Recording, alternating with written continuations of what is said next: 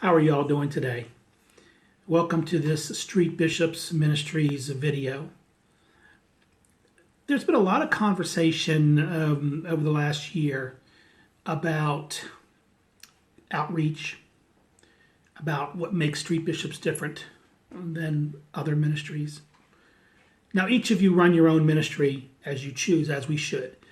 Each of one of us has our own calling from the Lord to reach out to the community and to spread the gospel in whichever way we feel is best. There's no rules about how it should be done, and no way is typically better than another. It's a matter of opinion. But as the leader of Street Bishops, I've got some particular opinions about it, and so I'm going to share those with you, and then you can see how it may resonate or not resonate with how you feel. So, this is the way I see ministry. Again, this is just me talking, but take it for what it's worth. I have never found it effective, or have not seen it to be very effective, at least not long-term effective, to lead with trying to express to somebody who doesn't have Christ in their life and doesn't know the Christ story or doesn't seem to have much use for it.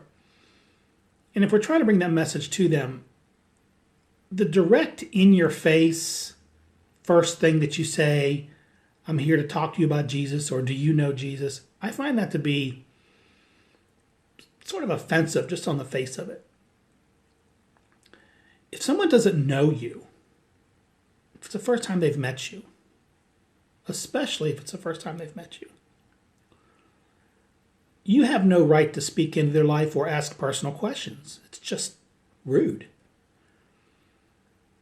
And so it's best to lead off with them, to make the conversation about them. Who are they?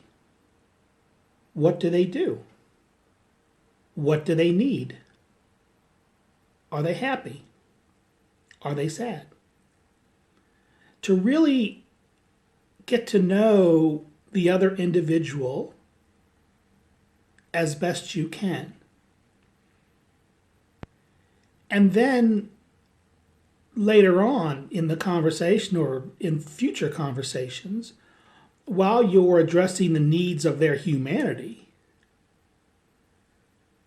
you then may conduct yourself in a way that would have them say, I want to know where your happiness comes from, where they are asking you about what drives your life and makes you happy.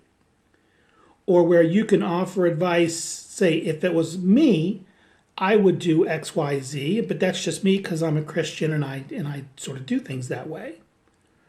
A more subtle way of bringing the gospel to them through your actions and through your words, and not through just in-your-face preaching, Bible thumping, that turns people off. It turns a lot of people off. And those that you think are really receptive are just thinking to themselves, I'm just going to stand here and nod my head, and when this is all over, then it's over and I can get away from this. I mean, some people are too kind to tell you you are speaking in their lives when you don't have business, and people will be kind and let you just talk.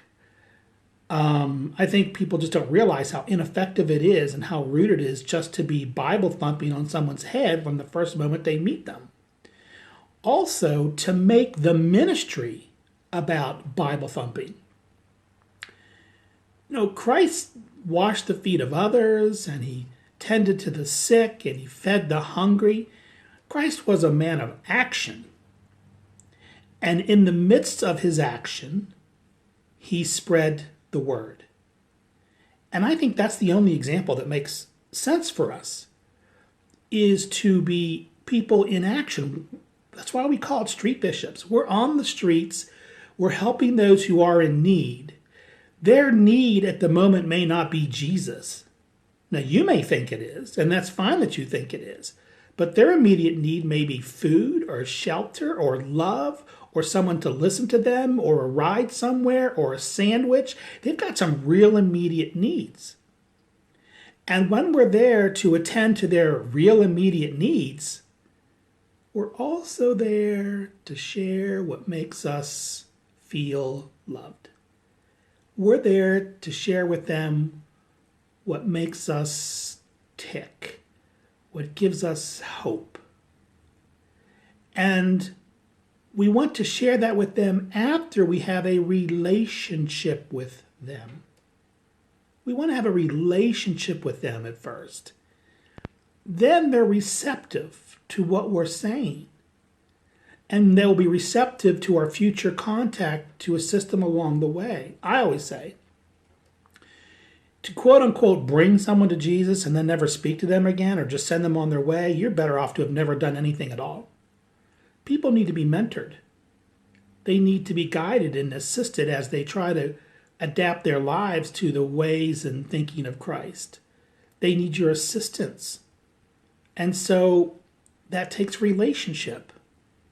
And that's what Street Bishops is about. So I want to encourage you as you're putting together your ministry. People send me their proposed names for the ministry. It's all about Bible, Bible, Bible. And it's like, why don't you make the title of your ministry people, people, people? You know? Make your ministry one that someone can look at, whether they're a Christian or non-Christian or a Muslim or a Jew or an atheist, that they can look and say, you know, I don't believe the way they believe. But man, they do good work. They sure show the love of Christ. You know, that's what you want your ministry to be known for, is how you express the Christ story, the essence of what it means to be a follower of Christ. I've never understood what the word saved meant. Saved from whom? Saved from what? I mean, saved has never made any sense to me. Like someone's a lost, terrible soul if they don't know Christ. Well, God's going to get done what he wants to get done. God's going to take care of things in whichever way she thinks it should be taken care of. If that person is to be brought to the Lord, then God will make sure that happens, whether it's you or somebody else or by divine intervention. So it's not like you're out there saving the world. That's BS. God is very capable of saving his own world. But we get to be a part of the process. That's the blessing, is that when we can be a part of the process of someone coming to know Christ. That's where the blessing is.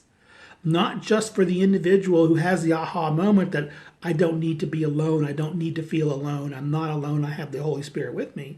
But it's the aha for us that, thank God, I was a part of the process of that person coming to know the Lord, and I'm going to be a part of the process of them becoming closer and making the Lord a part of their integral life. But to me, that's what ministry is. So I don't know who is saving who, but I know one thing. I want to be a part of relationship. Through that relationship and doing whatever service we do, then we bring them the information about Christ. And then we're there to help mentor them as they live and grow and learn how to live in the Spirit. So those are my thoughts on it. Might have ruffled some feathers. If I did, good. Sometimes we need our feathers ruffled. Think about what you're doing. Think about what ministry is. And always think about one thing. Christ was about relationship first and service. Christ was serving those first. That's why he fed the masses first. Then the ministry after. Take that as the prime example. Love all of you. Many blessings in your ministry. And take care.